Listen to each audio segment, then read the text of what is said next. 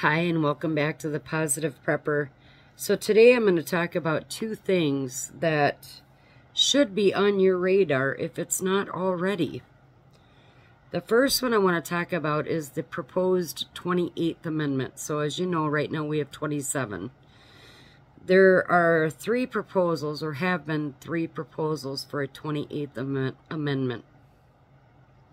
One of them was proposed by Gavin Newsom out of California, and he wanted a 28th Amendment about your guns. He wanted to raise the age limit from 18 to 21 to buy a gun, and then basically get rid of all the assault rifles. So all your AKs, okay? That didn't appear to go anywhere. The second one was proposed by, I believe it was 2 Democrats and 2 Republicans, and it basically discussed the Congress and Senate rules, where they would have term limits, 12 years I think it was, and that they would have to buy into the normal insurance that we have, that we, the American people, have, and that they would have to contribute to Social Security. Basically, they couldn't pass laws that didn't equal them and the American people. So if it was good enough for them, so like, let's say that they did the draft, okay? The draft would include their children as well as ours. They would have to get the same insurance that we get. They would have to do Social Security the same way that we do. And they would have a 12-year term limit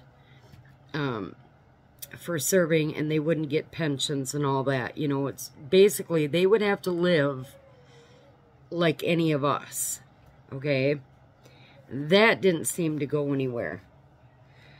However, this third one is something you need to pay attention to, especially because of the timing of it. So the third one that has been proposed recently is that in event of mass casualty, so this is under like continuity of government is what this is put underneath, right? So in the event of a mass casualty, so let's say 100 House members were killed or eliminated at the same time, okay? House members would give 5 names to their state's governor, who would assign an appointee until a special election could be held. And who knows what that time frame is. It does not include a time frame. So within, 6 months, whatever. So basically, you would have people in the House that would not be representing you, because they would be put in as appointees without your vote.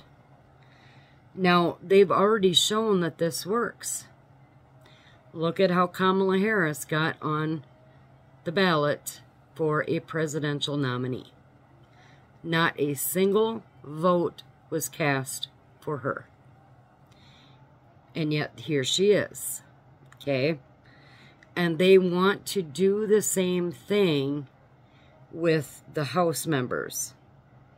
So basically, the governor, so if it was let's say that it was a Republican that something happened to, right, in that mass casualty thing.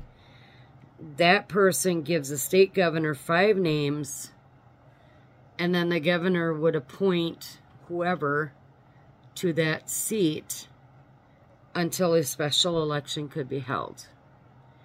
Now, there's no guarantee if you are a Republican representative and you give 5 names to the governor may or may not put in one of those 5 names that you gave him, right? He could put in somebody completely different in a completely different party.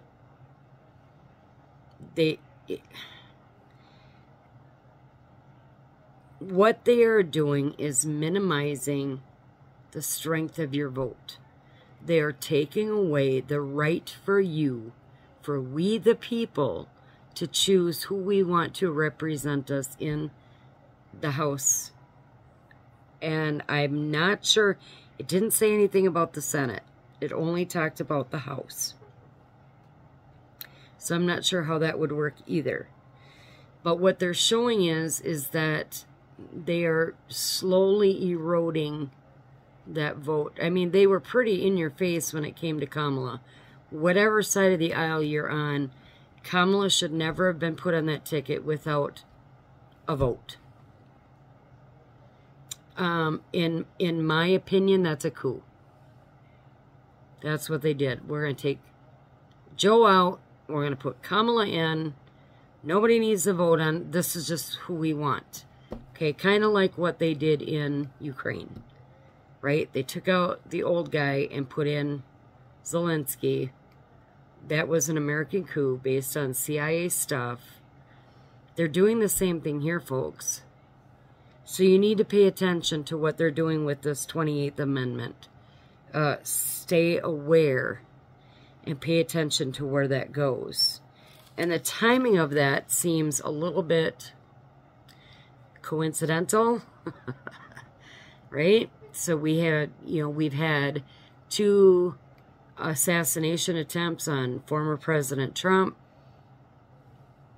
We've had all of this stuff going on up near Alaska with Russian and Chinese aircraft, submarines, in the Arctic as well. They're going into spaces they should not be going into, and they've had to be chased out by the U.S. military that the current administration wants to weaken. The timing of this seems really off to me. So it's definitely something that I will be paying attention to. And you should be also. And I will obviously give you any updates if anything more of that comes about. But it sounds to me, what I'm hearing, is that this 28th Amendment regarding the mass casualty, that's actually being discussed right now in the House. So they're taking this one very seriously compared to the other 2 that were proposed. The second thing I want to quickly talk about, and this should really, if you haven't been ticked off yet by a lot of the stuff that this government is doing, this should really frost the cake for you. So, did you know that your taxpayer money is paying for chartered flights for illegal immigrants who are in federal custody to go to their home of origin? So let's say Venezuela, for example. Just going to use that as an example. So an illegal immigrant from Venezuela gets into federal custody, tells those people, well, I need to be home because my niece is having her birthday party. The Department of Defense will get them a chartered flight, private chartered flight, with other people that want to go to that same place in Venezuela. Your taxpayer money pays for these illegal immigrants to go back to their home of origin, right? Whether it's a day, a week, a month, 6 months, doesn't matter. The illegal immigrants then use the CBP1 mobile app, and they tell the DOD, okay, I want to come back. So they send another private charter airplane down to pick them up and bring them back into the United States. I'm not kidding, y'all. Global X, World Atlantic Airlines, Key Lime Air, these are 3 of the known companies that are doing this. And they're paid by the DOD. Okay? They have DOD contracts. it's at least $150,000 per flight. Keep that number in mind, $150,000 per flight. Remember, you have to have pilots, you have to have your stewardesses or stewards, right? You have to have your fuel, you have to have your food and your drinks and all that. $150,000 per flight just to bring them to a birthday party. And then when they feel like coming back, they go on the CBP One mobile app. Okay, I'm ready to come home. And then the DOD sends another charter flight down. They pick them up. They bring them back into the United States. So, just to put this in perspective, my husband's been doing a great job. He's been looking up things about where these flights are and where they've been going. So, World Atlantic Airlines, just to give you an example, 12 flights since September 11th went to Honduras, Guatemala, and Haiti. Again, this is an airline that has the DOD contracts to bring people to and from where they want to go. So multiply 12 times 150,000. I don't know what that is. I can't do math. But that's where some of your taxpayer money is going. So it's what's funny is we actually saw a video of these illegals coming back into the United States. And of course they're in shackles, right? Because they're in federal custody. So when they leave the United States, they're not going through an international airport. They're going through these smaller airports where there's less people, right? And there's probably no customs. And then they come back into the United States, and they could be coming back into some of these international, you know, like Dallas, Fort Worth, or, you know, whatever, Phoenix. They're coming back into airports that probably would have customs, but they're in shackles. You know, it's all about what you see, right?